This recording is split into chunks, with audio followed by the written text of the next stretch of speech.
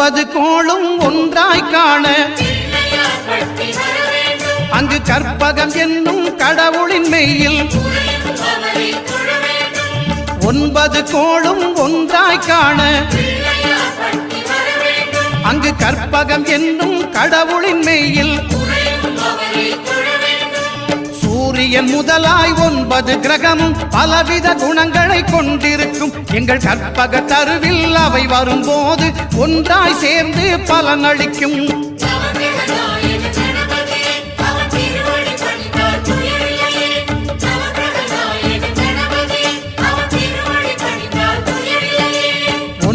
கோளும் ஒன்றாய் காண